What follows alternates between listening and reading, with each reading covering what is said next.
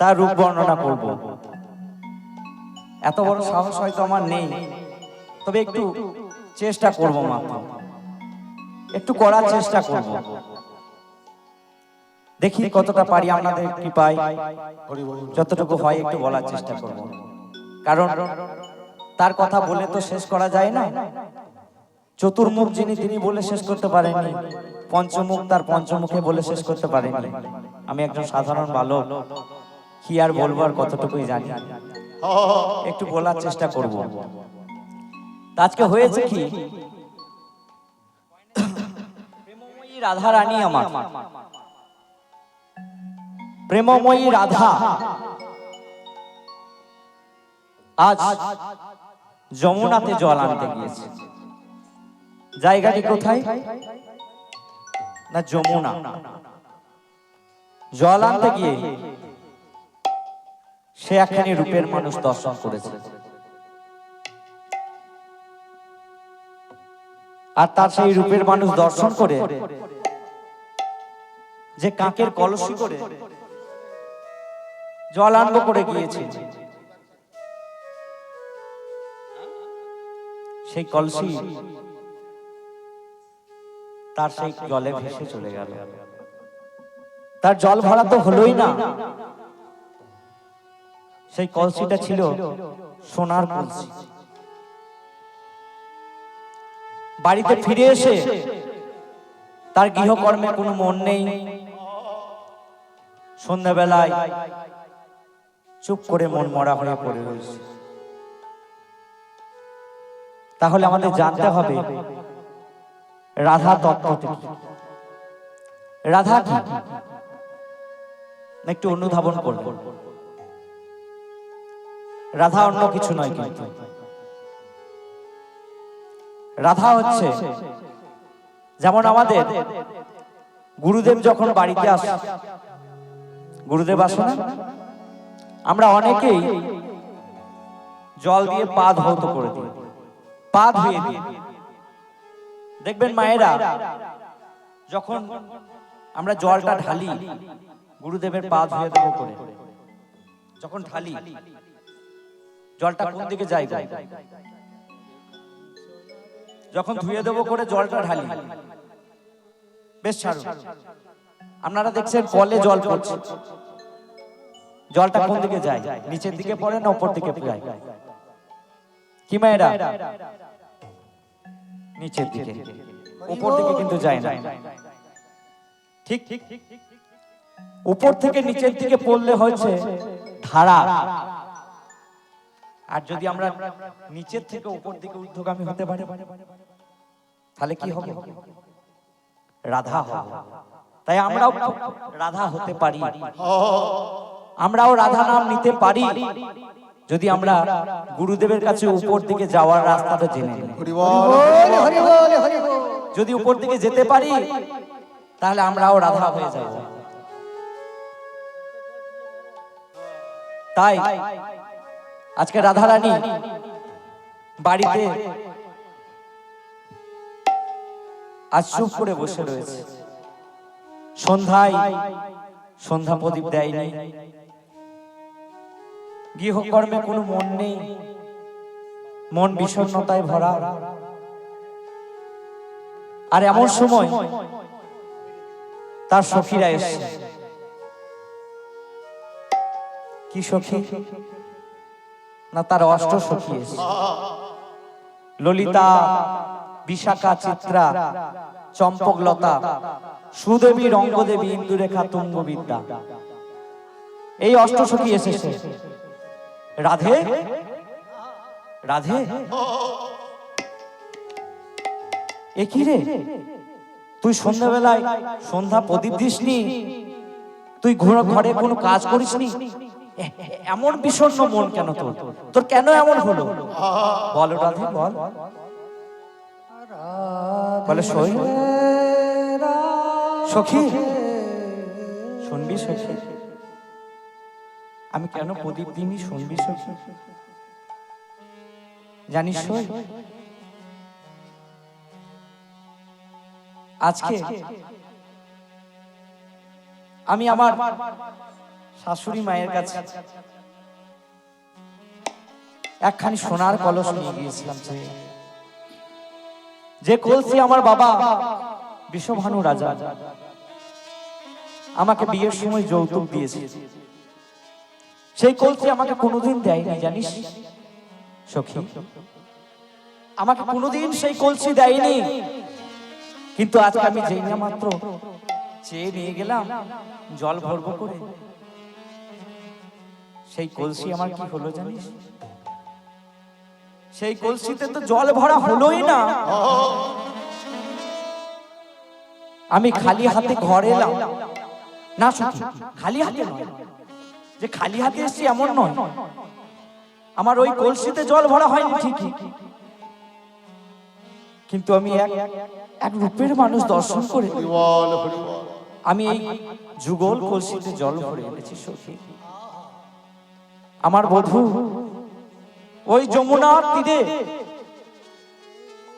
একটি গাছে হেলান দিয়ে গোবিন্দ আমার দাঁড়িয়ে ছিল।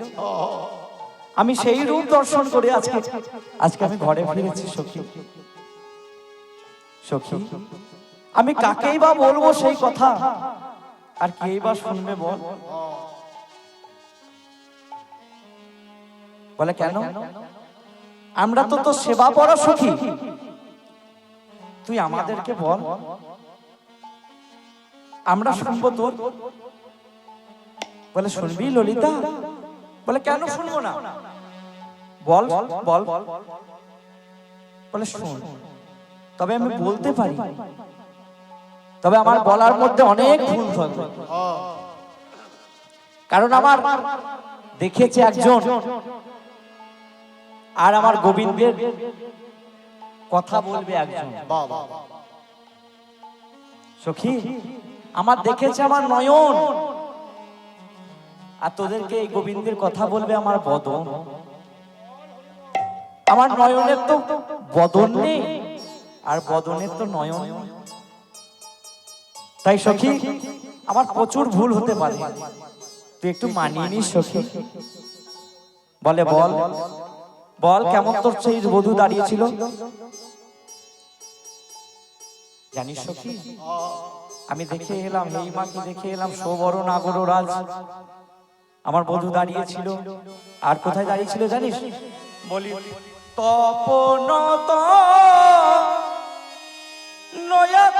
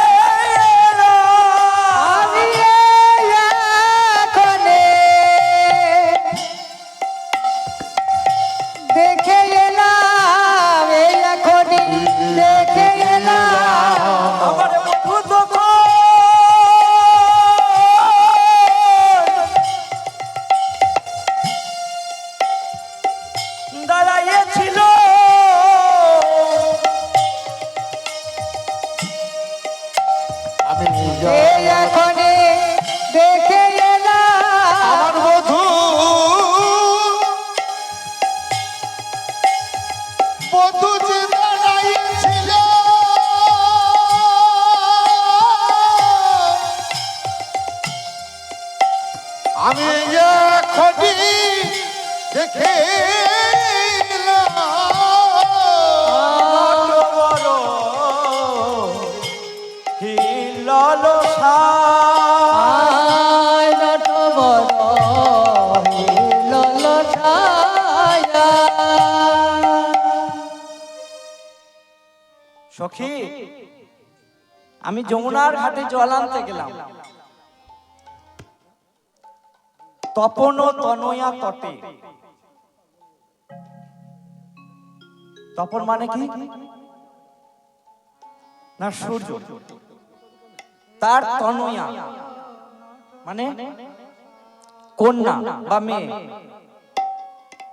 তপন তনয়ার তটে অর্থাৎ যমুনা তীরে আমার বধূ দাঁড়ায়েছে। আর কেমন ভাবে দাঁড়িয়েছিল? যেন নটবর সাজে দাঁড়িয়েছিল। কি বলবো সখী, এত সুন্দর তার রূপ আমার বলে বলে শেষ হওয়ার নয়। তাই আমার বধূ দাঁড়িয়েছিল, বলে সখী আর কিছু দেখিসনি? বলে হ্যাঁ, আর দেখবো না কেন? আর কি করছিল? বলি মর কত মুকুর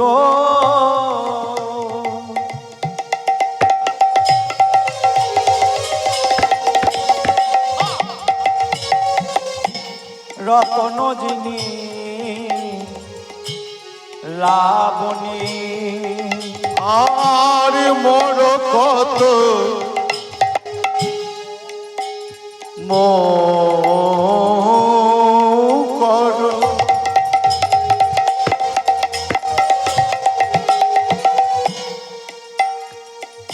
রতন চিনি লাবণ আর মোর কত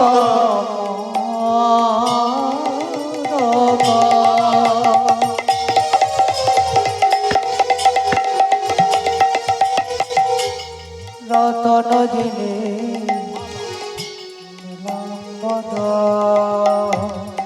প্রতি তনু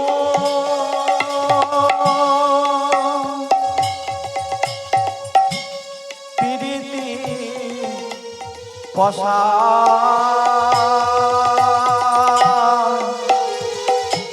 প্রতি তনু প্রীতি পশা আর পতিতন প্রীতির কথা পতিতন প্রীতির কথা। জয়নিতায় আমি দেখলাম মর কত মুকুর রতন যিনি লাবণ।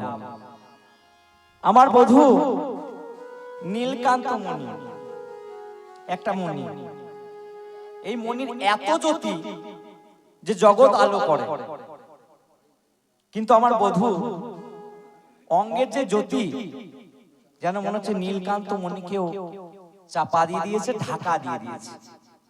এত সুন্দর তার জ্যোতি। বলে আর কিছু দেখিসনি? বলে হ্যাঁ সই, আরো দেখেছি ভাই। কি দেখেছিস? বলি শারদ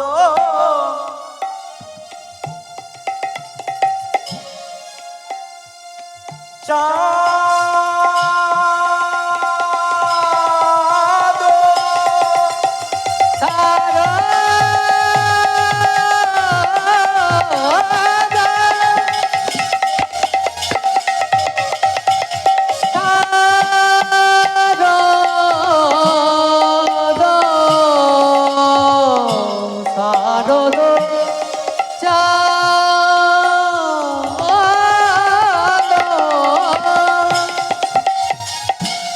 ভালো মুখ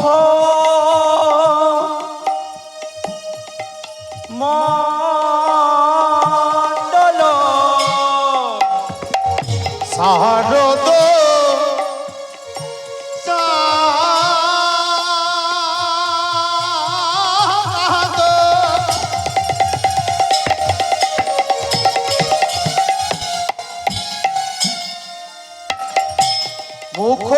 কমল মণ্ডল শারদ চাঁদ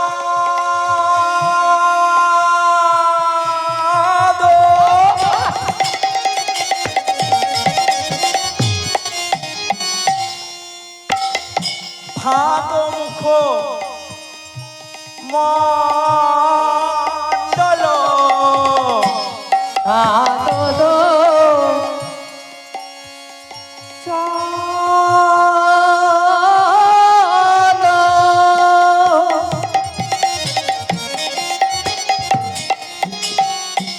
ভাগ মুখ মণ্ডল সখীরে কুণ্ডল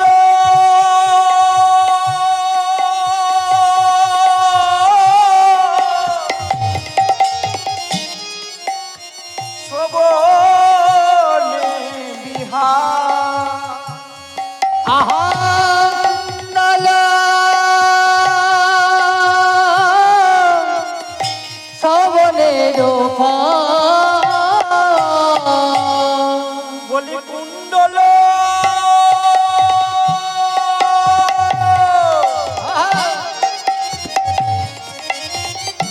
শোভনে বিহার আহার কুণ্ডল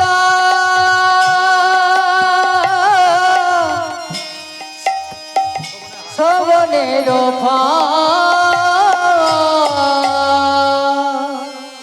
আমি দেখলাম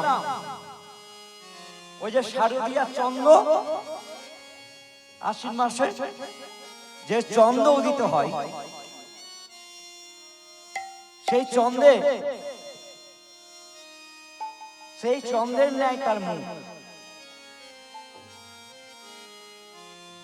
আরে এই মুখমণ্ডলটা যেন মনে হচ্ছে কি জানিস, যেন ফাঁদ পেতেছে পানে পেতেছে ফাঁদে পেতেছে পানে পেতেছে যেন ফাঁদ পেতেছে ওই আলো নাব ধরে লাগি ফাঁদ পানে পেতেছে। পেতেছে নাগো আমি পানে পেতেছে। এই মুখটাকে দেখে মনে হচ্ছে যেন ললনা বধের লেগে নারী জাতিকে যেন বধ করবে বলে যেন ফাঁদ পেতেছে। এত সুন্দর তার রূপ ভাবা যায়। আর কি দেখলি? আর দেখলাম বধুর এই কর্ণে একটা কুণ্ডল রয়েছে, কুণ্ডলের শোভন বিহার। আর এই কুণ্ডলটা এত সুন্দর লাগছে কি বলবো সখী, তাই হ্যাঁ। আর কি দেখলি? আর কিছু নেই? বলে হ্যাঁ, আর কিছু কি না থাকা হয়? শুন তবে বলি নাচ তো ভাঙো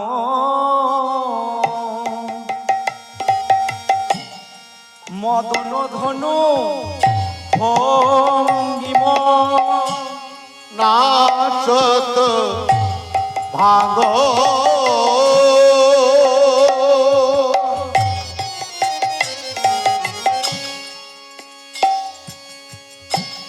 মদন ধন মান নাচ তো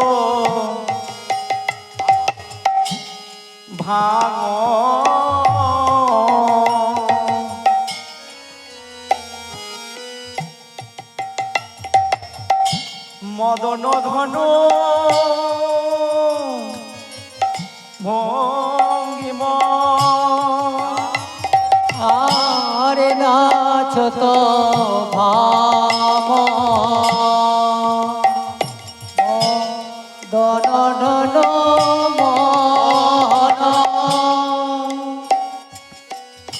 নটখন জনদিঠি জো নাটবার জল দো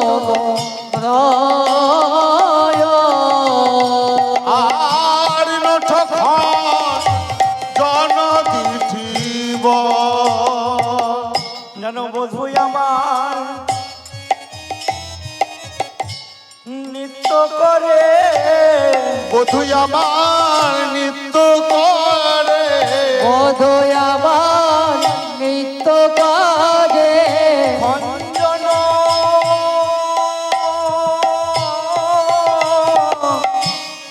পাখির নাই বধূ আমার নিত্য কাজে ওই অঞ্জন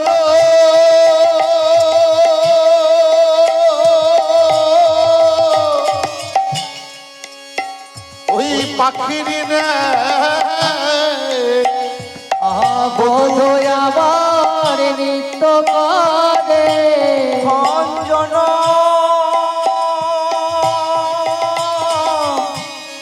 পাখির নাই ওই বৃন্দাবনের ধারে ধারে অঞ্জন বাঘিনী নেয় চোধরে অঞ্জন পাখির ন্যায় ও নিরঞ্জি চোধরে অঞ্জন পাখির ন্যায় নিরঞ্জি চোধরে অঞ্জন পাখির ন্যায় নিরঞ্জি চোধরে অঞ্জন পাখি নেই বসে নৃত্য অঞ্জন পাখি নেই বধু আমার গঞ্জনা